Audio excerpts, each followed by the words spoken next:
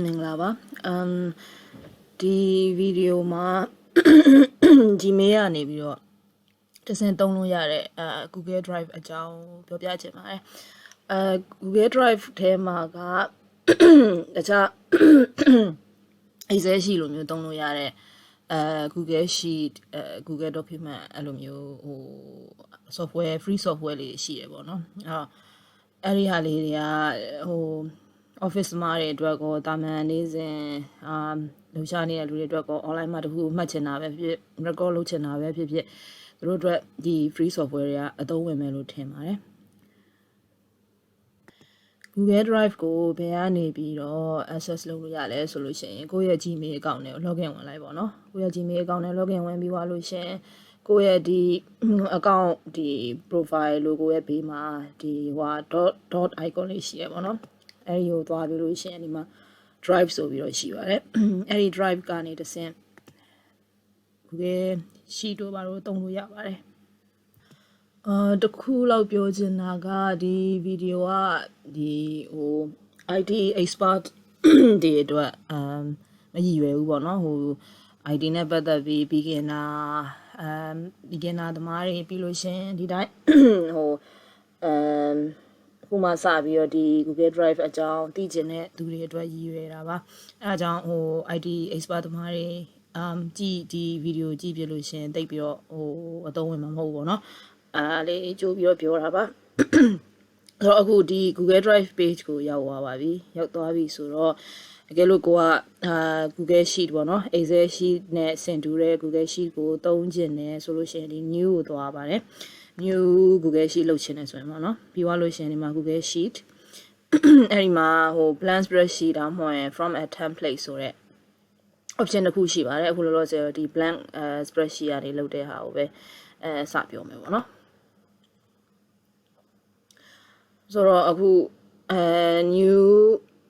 spreadsheet create လုပ်မယ်ဆိုတော့basic လေးတွေပဲစပြောသွားမယ်ပေါ့နော်မလွယ်ကူကူဒီ sheet မှာ record လုပ်လို့ရမယ်အဆင့်လေးတွေကိုပဲ step by step ပြောသွားမယ်ပေါ့နော်ပထမဆုံးဒီ spreadsheet ကိုနာမည်ပေးမယ်ဆိုတော့ဒီမှာ entitled spreadsheet ဆိုတဲ့နေရာမှာlesson 1ပေါ့နော်အဲ့တော့ Google Sheet name ပေးပြီးပါပြီဆိုတော့Excel sheet လိုပါပဲဒီမှာ table တစ်ခုလုပ်ချင်တယ်ပေါ့နော် table တစ်ခုလုပ်ချင်တယ်ဆိုလို့ရှိရင် header ထည့်မယ်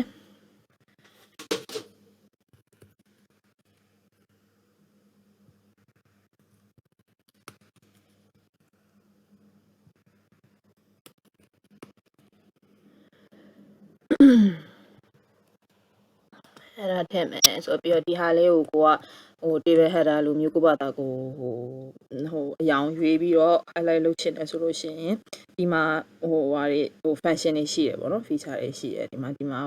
paint ပုံလေးပေါ့နော် fill color ဆိုတဲ့ဟာနေပြီးတော့ကိုကြိုက်တဲ့အယောင်ကိုရွေးလို့ရပါတယ်ပြီးရင်header ဆိုတော့ bold လေးလုပ်ချင်တယ်ဆိုရင်ဒီမှာ bold ပေါ့နော်ဒီနေရာမှာ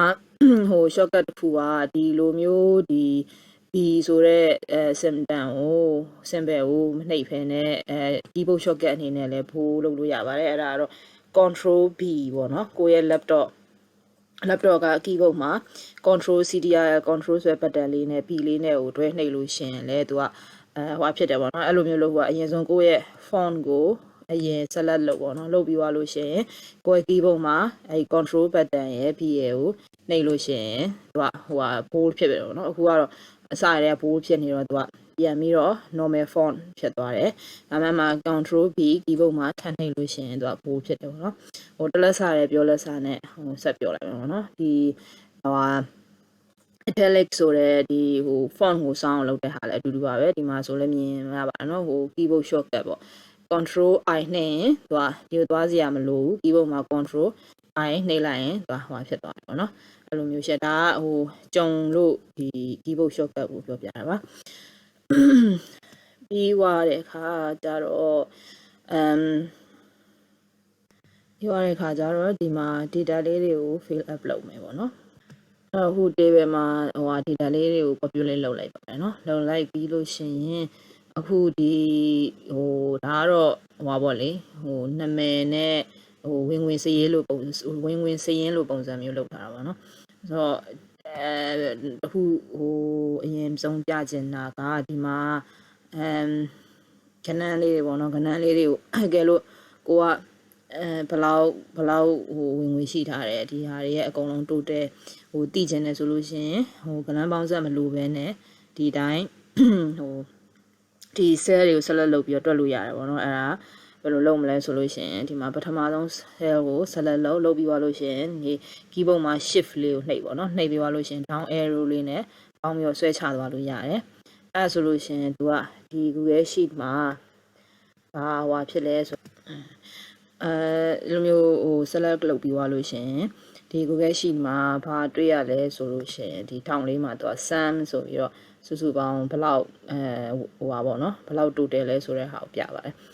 ကိုကဟို total သိချင်တာမဟုတ်ဘဲနဲ့တခြားဒီ average သိချင်တာပဲဖြစ်ဖြစ်ဒီ select လုပ်ထားတဲ့ cell ရဲ့မှာအနည်းဆုံးဟိုတန်ဖိုးကဘလောက်လဲဆိုတာပဲဖြစ်ဖြစ်အများဆုံးတန်ဖိုးကဘလောက်လဲဆိုတာပဲဖြစ်ဖြစ်ဒါမှမဟုတ် count ပေါ့နော်အရေးအတွက်ဒီ row အရေးအတွက်ကိုသိချင်တာပဲဖြစ်ဖြစ်ကိုကြိုက်တာကိုရွေးလို့ရတယ်ပေါ့နော်အဲ့လိုမျိုးမဟုတ်ဘဲနဲ့ဒီကနေပြီးတော့ဒီ function 2 function ကနေလည်းတွားလို့ရတယ်ပေါ့နော်ဒီမှာ sum ဆိုလို့ရှိရင် total ပေါ့နော် average count maximum minimum အဲ့လိုမျိုးရှိပါတယ်ပြီးတော့ဒီအားလုံးပေါင်း total ကိုဟိုဖြစ်ဖို့အတွက် total value ပေါ့နော်ထည့်ဖို့အတွက်cell လေးတစ်ခုမှာဒီ total value ကိုပြချင်တယ်ဆိုလို့ရှိရင်ဒီ cell ကိုselect လုပ်ထားလိုက်ပေါ့နော်လုပ်ပြီးသွားလို့ရှိရင်ဒီ function ကိုပြန်သွားပြင် sum ကိုနှိပ်လိုက်နှိပ်ပြီးသွားရင်သူကဒီမှာဟို sum ဆိုပြီးသူ auto formula fill up ဖြစ်သွားတယ်ပေါ့နော်ဖြစ်သွားပြီလို့ရှိရင်အဲ့မှာကိုကဘာလုပ်လို့ရလဲဆိုရင်ပထမဆုံးဟိုကိုစပြီးယူခြင်းတဲ့ value ရှိရဲ့ cell ရဲ့ဟိုပါပေါ့နော်နှစ်ဘက်ကိုထည့်ရတယ်ဆိုတော့ဒီဟာဆိုလို့ရှိရင် column က C row က2ပေါ့နော်အဲ့တော့ C2 ကိုက C2 ရိုက်ထည့်လိုက်ပြီးသွားလို့ရှိရင်တော့ column ပြီးသွားလို့ရှိရင်ဘယ်အထိကိုကဘယ် cell မှာရှိတဲ့ဟိုနှစ်ဘက်ကိုယူချင်တာလဲကိုနောက်ဆုံးယူချင်တဲ့ cell ရဲ့ဟိုနှစ်ဘက်ကိုလည်းထည့်ပါနော်ဟိုဆိုဒါဆိုရင်3000ရှိရဲ့ cell ထိယူချင်တယ်ဆိုရင်ဒါ C4 ရိုက်ထည့်လိုက်ပြီးသွားလို့ရှိရင် enter နှိပ်လိုက်လို့ရှိရင်သူက auto ဒီ total value ကိုပြပေးတယ်ပေါ့နော်ဒီcell 3ခုပေါင်းရဲ့ total value ကိုပြပေးပါတယ်ဒါကတော့ auto ဒီဟိုအပေါင်းအနှုတ်လုပ်တဲ့ function လေးပေါ့နော်ဒါဟို high level အနေနဲ့ပြတာပေါ့ပြီးတော့နောက်တစ်ခုကတော့ဒီကဏ္ဍတွေကိုကိုက currency တစ်ခုနဲ့format ချခြင်းနဲ့ဆိုလို့ရှိရင်လည်းဒီလွယ်လင်းတစ်ခုချလို့ရတယ်ပေါ့နော်ဟိုဗလဲကိုဘာသာကိုဒီမှာဟို manually ဒီလိုမျိုးလုပ်เสียရမလို့ပဲနဲ့ဒီတိုင်း auto လုပ်လို့ရတယ်ပေါ့အဲ့တော့ဘယ်လိုလုပ်မလဲဆိုရင်ဒီ column တစ်ခုလုံးကဟိုနံပါတ်တွေပဲသွားမှာပတ်စံဝင်ထွက်ငွေပဲသွားမှာဆိုတော့ဒီ column တစ်ခုလုံးကို select လုပ်လိုက်ပေါ့နော်ဒီထိန်းသားလေးကိုနှိပ်ပြီး select လုပ်ပြီးသွားလို့ရှိရင်ဒီမှာ format ဆိုတဲ့ဟာလေးကိုသွားလိုက်ပါ format ကနေပြီးတော့ဒီမှာ number တွေကို format လုပ်မှာဆိုတော့ဒီ number မှာလည်းအများကြီးပဲပေါ့နော်ဟို function တွေအများကြီးရှိရချို့လေ function တွေဆိုရင်ကိုယ်တိုင်တောင်တိတ်ဟိုမသုံးဘူးပေါ့နော်မလိုအပ်တဲ့အတွက်ကြောင့်မလို့မသုံးဘူးသေးပါဘူးဒါပေမဲ့ဟိုဒီမှာအခုက currency ကိုဟို change ကျင်တာဆိုတော့ဒီမှာ currency custom currency ဆိုပြီးတော့ဟိုရွေးလို့ရတယ်ပေါ့နော်ဟော custom currency ဆိုပြီးရွေးလိုက်ရင်သူကဒီမှာကိုဟိုထည့်လို့ရတဲ့ currency အများကြီးရှိတယ်ပေါ့နော်အဲ့ဒီမှာမှအခုမြန်မာငွေပေါ့နော်မြန်မာငွေရွေးမယ်ဆိုတော့မြန်မာကျပ်ဆိုပြီးတော့ရွေးလိုက်လို့ရပါတယ်ဒါတော့ဒီ list ကိုလို့ scroll down မလုပ်ဖ ೇನೆ ဟိုလွယ်ကူရှာခြင်းနဲ့ဆိုတော့ဒီမှာရိုက်ထည့်ပြီးရှာလို့ရတယ်ပေါ့နော်ဟိုစင်ကာပူဆိုလဲစင်ကာပူUK ဆိုရင်ဟို British pound sterling ဆိုတာနော်ဒီလိုမျိုးပေါ်လာတယ်ပေါ့ခုကတော့မြန်မာကျပ်ကိုရေးလိုက်ပါမယ်ပြီး apply ပေါ့နော်အဲဆိုရင်သူက automatically ဒီမှာဟို fill up လုပ်သွားတာပေါ့နော်ဆိုတော့ဒီ column တစ်ခုလုံးကကျပ်အနေနဲ့သူက format လုပ်ပြီးသားဖြစ်သွားပါတယ်ပြီးတော့နောက်တစ်ခုကကြတော့ဒီမှာဟိုname 1 name 2 name 3ဆိုပြီးရှိတယ်ပေါ့နော်ဒါဒီမှာကအကယ်လို့ကိုကဒီနောက်ထပ် cell တွေမှာဟို value တွေကို auto fill up လုပ်ချင်တယ်ဆိုလို့ရှိရင်ဒီဘက်မှာသူကခဏန်းပါပြီးသားဖြစ်တဲ့အတွက်ကြောင့်မလို့ဒီဟာလေးကိုဒီလိုမျိုးဆွဲချလိုက်လို့ရှိရင်သူက auto သူက series number အနေနဲ့သူကဖြည့်သွားတယ်ပေါ့နော်ဆိုတော့3 4 5 6အဲ့လိုမျိုးဖြည့်အဲ့လိုမဟုတ်ဘဲနဲ့ကိုကတခြားအခုဒီ Google Sheet အသက်လုပ်တဲ့ဟာနေပြီးတော့ဒီဘက် Google Drive ဘက်ကိုပြန်ပြောင်းပြီးတော့ဒီ Google Drive ကတချို့ function လေးတွေကိုအကြမ်းပြင်းပြောပြခြင်းတယ်ပေါ့နော်ဆိုတော့ဒါခုန Gmail ကနေတဆင့်သွားလိုက်တဲ့ Google Drive page ပေါ့အမှပြောသလိုပဲဒီGoogle file အသက်တို့ document file အသက်တို့ new folder တို့ကိုကလုပ်ချင်တယ်ဆိုရင်ဒီမှာ new button ကနေသွားရုံပဲเนาะအမှ new folder ရှိရဲ file upload ရှိရဲ file upload ကတော့ကိုယ့်ရဲ့ computer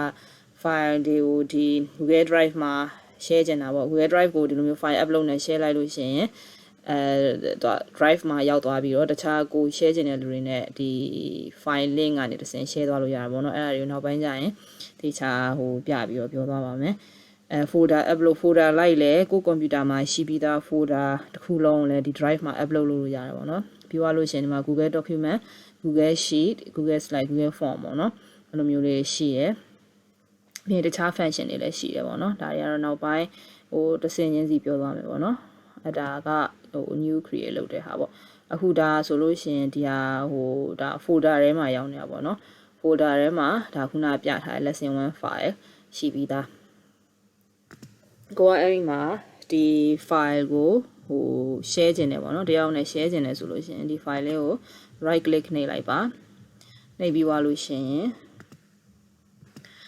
ဒီ file လေးကိုတခြားတယောက်နဲ့ share ချင်တယ်ဆိုရင်ဒီ file လေးကို click လုပ်လိုက်ပါတော့လုပ်သွားလို့ရှိရင်ဒီမှာခုနဟာလေးတွေမရှိတဲ့ toolbar လေးပေါ်လာတယ်ပေါ့အဲ့မှာshare ချင်တယ်ဆိုရင်ဒီမှာ more action ဆိုတဲ့နေရာကနေသွားလို့ရတယ်အဲ့ဒီကနေပြီးတော့ no sorry ဒီကနေမဟုတ်ပါဘူးเนาะဒီမှာ share ဆိုတဲ့ဟာလေးရှိတယ်ပေါ့เนาะအဲ့ဒါလေးကိုနှိပ်လိုက်ရုံပဲနှိပ်ပြီးသွားလို့ရှိရင်အဲ့မှာဘယ်လို share လို့ရတဲ့ option တစ်ခုရှိရပါတော့ကို share ခြင်းတဲ့လူရဲ့ email address တွေပါတယ်တည်တယ်ဆိုရင်အဲ့ဒီလူရဲ့ email address ကိုဒီမှာရိုက်ထည့်ပြီးတော့ရှာလို့ရတယ်ပေါ့နော်အဲ့ပါတော့ဒီမှာ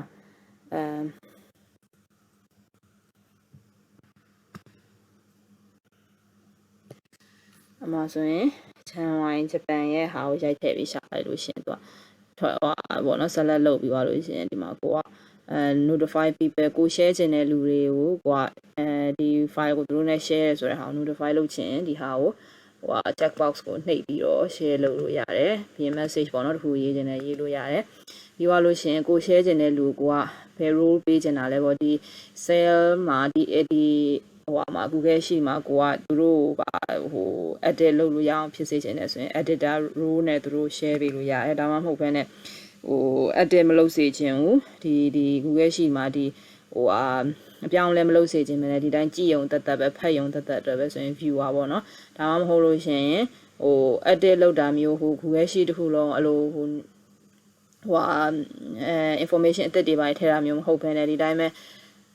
cell တွေမှာ comment ပေးရဟာမျိုးပဲလုပ်စေချင်တယ်ဆိုလို့ရှိရင် comment တာပေါ့နော်အဲ့လိုမျိုးဖြစ်လို့ရပါတယ်ရွေးလို့ရပါတယ်ပြီးသွားရင်သူကshare ပေါ့နော်အဲ့ရနေနှိပ်ရုံပဲအဲ့လိုမှမဟုတ်ဘဲနဲ့ကိုကလူတွေအများကြီးကို share ခြင်းတယ်ဒါပေမဲ့တယောက်ချင်းစီရဲ့ email address မသိဘူးဆိုလို့ရှိရင်ဒီမှာ copy link ဆိုပြီးတော့နှိပ်ပြီးတော့ share လို့ရတယ်ပေါ့နော်အဲ့ဆို link copy ဆိုအဲ့ဒီဟာကိုက group chat မှာပဲဖြစ်ဖြစ်တယောက်စီကိုပဲဖြစ်ပို့ခြင်းတယ်ဆိုရင်အဲ့ခုနကဟာကို copy paste လုပ်ပြီးသူတို့ပို့လိုက်အောင်ပါပေါ့နော်အဲ့ဒါဆိုရင်သူတို့လည်းဒီ Google Sheet ကို access ရသွားမယ်ပေါ့ပြီးရင်ဒီမှာ restricted ဆိုတဲ့ option ရှိရပေါ့နော်restricted ကကြတော့restricted ဆိုတော့ဒါဒီ sheet ကိုဒီ link ရပြီးသားလူတွေပဲဝင်ပြီး edit လုပ်လို့ရမှာပေါ့နော်တခြားလူတွေက edit လုပ်လို့မရဘူးပေါ့နော်ပြီးသွားလို့ရှိရင်ဒါ share ဟာပြီးရင်ဒီမှာဒီ file ကိုက preview ကြည့်နေတယ်ဆိုလို့ရှိရင်ဒီမျက်လုံးပုံလေးကိုနှိပ်ပြီးတော့ preview ကြည့်လို့ရပါတယ်အဲ့ဒါဆိုလို့ရှိရင်ကိုထည့်ထားတဲ့ဒီweb sheet ရဲ့ table လေးကိုမြင်ရမယ်ပေါ့နော်ပြီးသွားလို့ရှိရင်နောက်တစ်ခုကတော့ဒါ delete ပေါ့နော်ဒီ file မလို့ချင်တော့ဘူး delete လုပ်ချင်တယ်ဆိုရင်ဒါလေးကိုနှိပ်ပြီးတော့ delete လုပ်လို့ရပါတယ်ပြီးရင် more actions အောက်မှာလည်းတခြားအ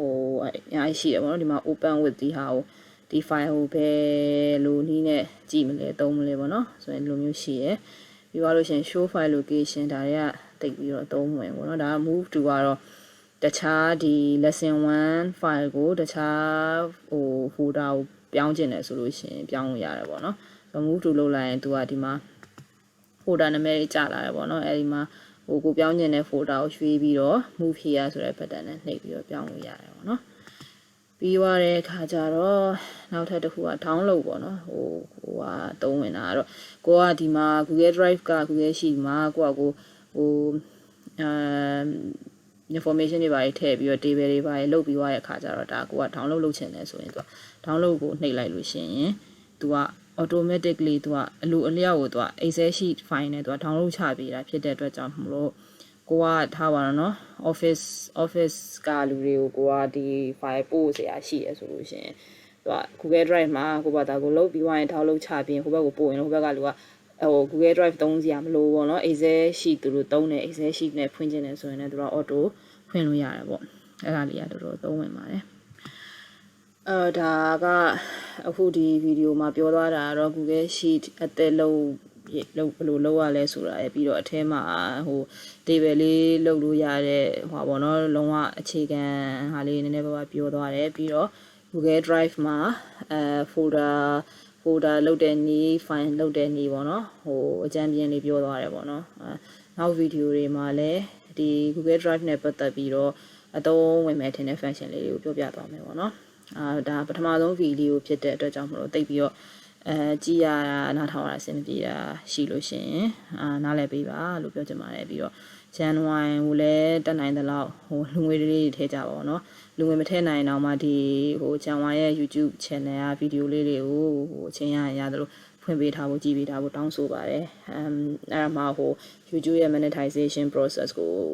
မြန်မြန်စလို့ရအောင်ပေါ့เนาะပြီးရင်အဲ့ဒီရရဝင်ငွေနဲ့မြန်မာပြည်ကိုကူလို့ရအောင်လို့ပါအားလုံးပဲကျေးဇူးတင်ပါတယ်